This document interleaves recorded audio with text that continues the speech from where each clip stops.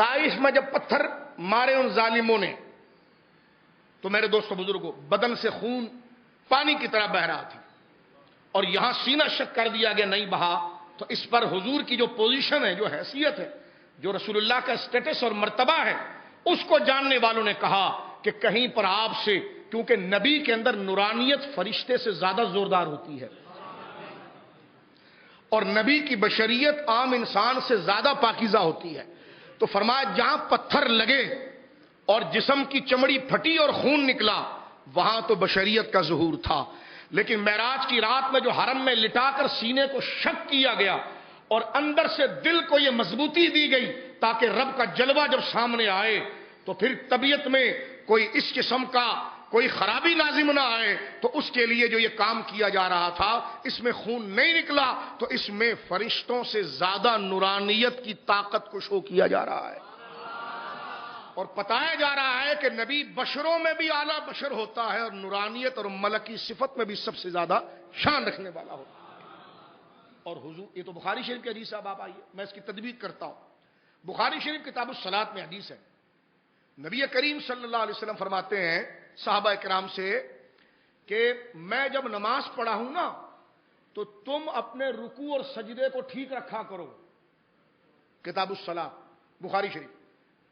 میرے پیچھے جب میں امام بن کر نماز پڑھاؤں، حضور کہتے ہیں، تو اپنے رکوع اور سجدے کو ٹھیک کیا کرو، تم یہ نہ سمجھو کہ میں آگے دیکھ رہا ہوں، توجہ سے سن، تم یہ نہ سمجھو کہ میں آگے دیکھ رہا ہوں، بلکہ خدا کی قسم میں پیچھے سے بھی دیکھتا ہوں، مجھ سے تمہارے رکوع سجود پوشیدہ نہیں، رکوع سجود تو سب دیکھتے ہیں، فرمایا مجھ سے تمہارے خشوع خضوع تمہاری دل کی کیفیت بھی مجھ سے پوشیدہ نہیں۔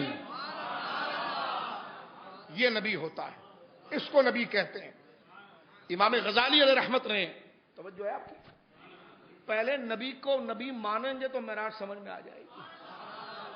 بندہ پہلے نبی کو لاتا ہی عام لوگوں کی سطح پر تو پھر کہتا ہے یہ کیسے ہو سکتا ہے، یہ کیسے ہو سکتا ہے، یہ کیسے ہو سکتا ہے۔ تو ہم نے کہا پہلے آپ عقیدہ نبوت کو دوبارہ پہلے ذہن میں فریش کریں، پہلے اپنا ذہن ریفریش کریں اور ان باتوں کو لے کر آئیں۔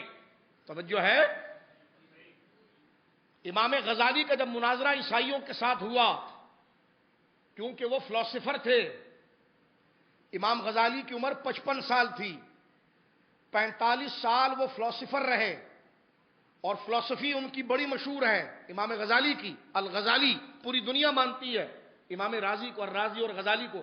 آخری 10 سال وہ صوفی ہو گئے تھے، پھر کیمیا سعادت اور یہ تمام کتابیں احیاء العلوم شریف وغیرہ انہوں نے لکھی، یعنی اتنا علم کا ماہر ہونے کے بعد اس نے یہی سمجھا کہ سیدھا راستہ ہے یہی۔ آخری 10 سال، صرف 55 سال عمر پائی ہے، اور ان کے انتقال کو تقریباً 1000 سال ہو گیا ہے، لیکن دنیا آج بھی ان کی سمجھداری کا مطالعہ کر رہی ہے۔ ان سے ایک عقل کا ماہر فلسفی یونانی ان کو ٹکر گیا تھا، اور اس نے کیا کہا، توجہ سے سنیے، اس نے کہا نبی اور عام بندے میں کیا فرق ہوتا ہے۔ اب دیکھو یہ فلسفر، اسلامی فلسفر نبی کو کیسے سمجھا رہا ہے، غور کیجئے، میں قریب لا کر یہ بات کا ایک واقعہ بیان کر کے آگے بڑھ جانا چاہتا ہوں۔ پوچھا نبی بھی انسان ہوتا ہے، عام آدمی بھی انسان ہوتا ہے؟ کہہ لیں گے ہاں، کہہ لیں گے نہیں، اس میں خاص کوالٹی اللہ رکھتا ہے، جیسے نابینا کے مقابلے میں بینے کی خاص کوالٹی ملی ہوئی ہے۔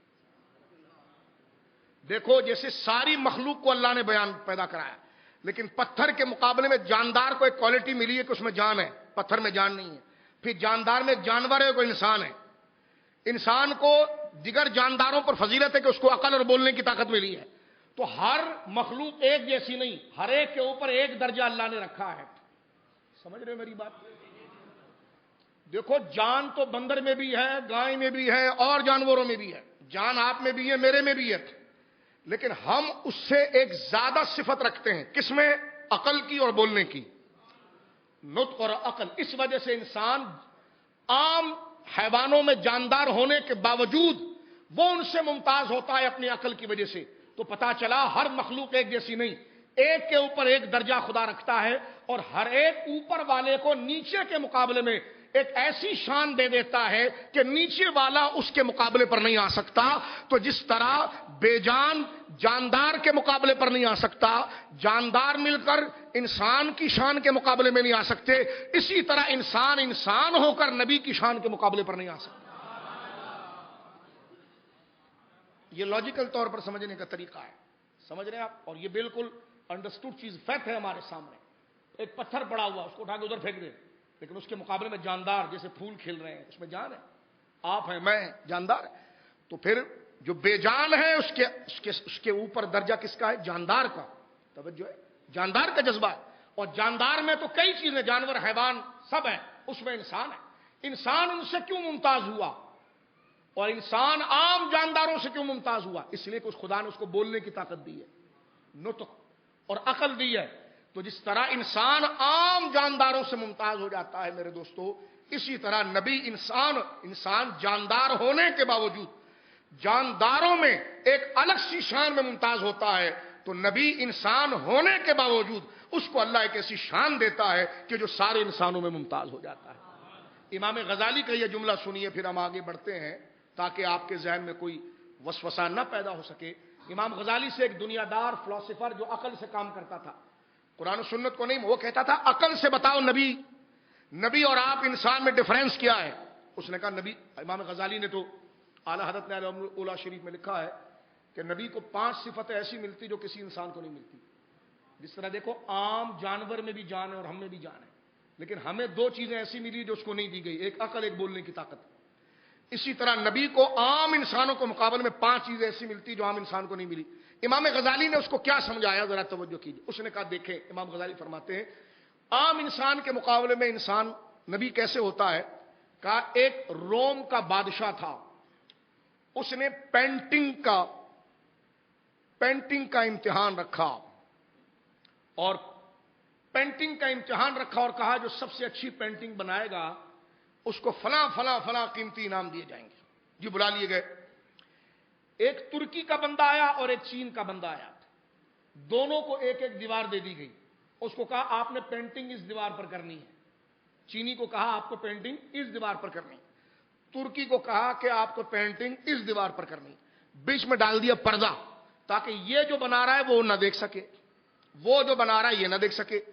کافی دن گزر گئے، پوچھا جاتا تھا بادشاہ کی، امام غزالی لکھ رہے ہیں، اور وہ ان کے شباب کا دور ہے کہ جس میں انہوں نے عقل اور دہریوں کو اسلام سے متاثر کیا تھا، جو عقل کے علاوہ کسی چیز کو نہیں مانتے تھے. کئی دن گزرنے کے بعد جب پوچھا گیا کہ بھائی آپ لوگوں کا کام مکمل ہو گیا، تو چینیوں نے کہا کہ ہاں ہماری پینٹنگ مکمل ہو گئی. ترکیوں سے پوچھا گیا تمہاری مکمل ہو گئی؟ کہنے کہ یہاں مکمل ہو گئی. کا پردہ بھی اس سے ہٹا دیں. بادشاہ آ کر بیٹھ گئے کرسی پر، کہنے کہ جی ہٹا دیجئے. جب پردہ ہٹایا تو بادشاہ نے پہلی پینٹنگ اس دیوار پر چینیوں کی دیکھی، اور جب ترکیوں کی دیکھی تو حیران رہ گیا کہ ہو بہو وہی پینٹنگ ادھر بھی ہوئی ہے، ہو بہو وہی کلر، وہی ڈیزائن، وہ نقش و نگار، وہی چیز، ہر چیز ایک جیسی ہے. تو ترکیوں سے بادشاہ نے پوچھا کہ جب پردہ بیچ میں تھا، پہرا تھا، تو تمہیں کیا پتا چلا کہ یہ کیا بنا رہے ہیں؟ اور تم پردہ تھا. تو چینیوں سے پوچھا کہ تمہیں کیسے پتا چلا کہ یہ کیا بنا رہے ہیں؟ تو چینیوں نے کہا بھائی ہم تو ایک دماغ بنا کر آئے تھے کہ ہم یہ بنائیں گے. ترکیوں نے کہا ہم کوئی دماغ بنا کر نہیں آئے تھے. تو کہا تم نے کیا؟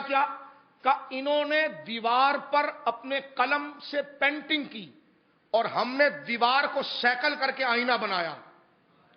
پردہ جب ہٹا جو یہاں تھا وہ یہاں چھپ گیا.